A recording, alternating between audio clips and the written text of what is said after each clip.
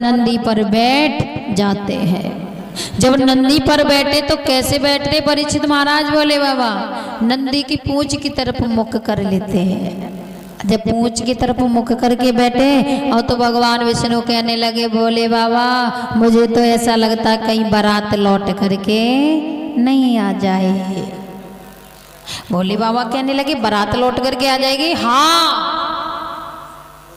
भोले बाबा ने कहा बारात लौट करके क्यों आ जाएगी? भगवान विष्णु ने कहा भोले बाबा तुम्हें यही नहीं पता कि नंदी के मुख की तरफ मुख करते या पीठ की पूंछ की तरफ मुख करते हैं। एकदम से भोले बाबा कहने लगे अरे विष्णु भगवान विवाह की खुशी में मैं ध्यान भूल गया कि नंदी के मुख की तरफ मुख करते कि पूंछ की तरफ करते, क्योंकि विवाह की तो खुशी ही अलग होती है। क्यों परीक्षित महाराज? हाँ, क्योंकि भोले बाबा कहने लगे बुढ़ापे में विवाह हो रहा है।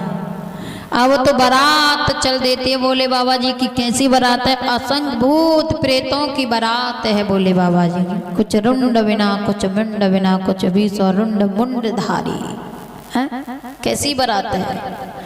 और तो जैसे ही बारात चल देती है जनमासे की तरफ देखिए बारात आज जैसे ही राजा हिमाचल की नगरी की तरफ चलते हुए जा रही है। जब वो राजा हिमाचल की नगरी की तरफ जब बारात चलते हुए जा रही है तो कैसी बारात है? कोई किसी का धड़ है तो किसी के हाथ नहीं, किसी के हाथ है तो किसी के पैर नहीं है। कोई थाली बजाता हुआ जा रहा है, कोई पेट को पीटता हुआ जा रहा है, जोर जोर से शोर करते हुए जा रहे हैं भोले बाबा की बारात में।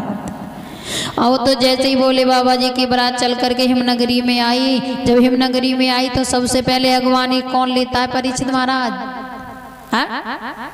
कौन लेता है? जो ये लली लला घूम रहे ना, अरे गौरा बुआ की बारात आ गई, गौरा बुआ की बारात आ गई। जैसे गौरव बुआ की बारात को देखा घर जाकर के नहीं बताया कि गौरा बुआ की कैसी बारात आई है।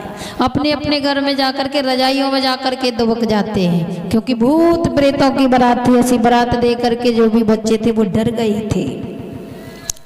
सुखदेव जी कहने लगे हे राजन अब तो जैसे तैसे करके जो बारात थी उसे जनमासे में ठहराया गया है। जब बारात की व्यवस्था जनमासे में की तो अब तो जैसे ही थोड़ी देर हुई कि क्या हुआ कि जो शुक्र शनिचर थे कहने लगे भोले बाबा आए भोले बाबा बहुत तेज भूख सता रही है। भोले बाबा ने कभी आने की देरी नहीं हुई और तुम्हें भूख सताने लगी। कहा भोले बाबा अब रुका नहीं जाता, जल्दी से व्यवस्था कीजिए भोजन की। उसी समय नाई ठाकुर जी चल करके आए तो भोले बाबा ने कहा ये नाई ठाकुर देखो हमारे ये 2 छोटे छोटे बच्चे ने बहुत तेज भूख लग रही है, इसलिए इन्हें की भोजन की व्यवस्था कीजिए।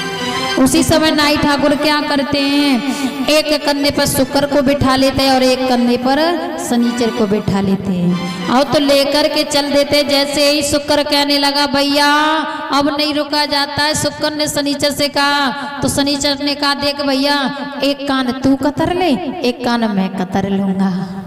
हाँ तो नाई ठाकुर के जैसे एक एक कान कतर दिया एकदम तो नाई ठाकुर फेंक करके उन्हें नीचे पटक करके भाग जाते और अपने घर जाकर के नाई भोजन को नहीं बताया कि गौरा की कैसी बारात आई है। रजाई में जाकर के छुप जाते। जब रजाई में जाकर के छुपे और तो शुक्र शनिचर को भोजन कराया गया। जब भोजन कराती है माता मैना और तो जैसे ही शुक्र शनिचर क्या करते पूरे पास को खा जाते हैं, लेकिन पेट नहीं भरता है।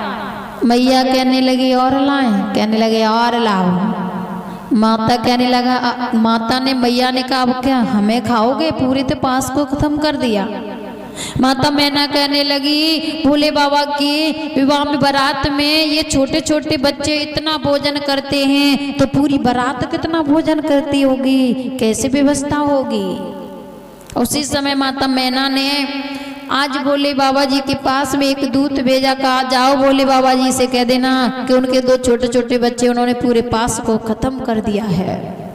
उसी समय भोले बाबा जी के पास में एक दूत चल करके आया, कहा भोले बाबा तुम्हारे जो छोटे छोटे जो बच्चे थे उन्होंने सारे पास को खत्म कर दिया, लेकिन फिर भी वो दिखने में नहीं आते, पेट नहीं भर रहा है उनका। उसी समय भोले बाबा ने 2 पत्ते तुलसी के दिए, कहा जाओ शुक्र शनिचर को खिला देना।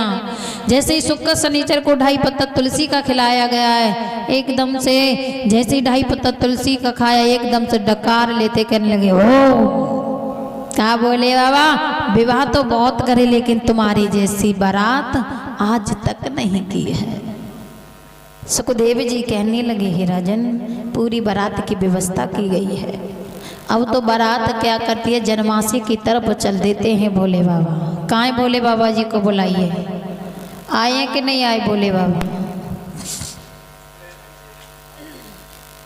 श्री राधे।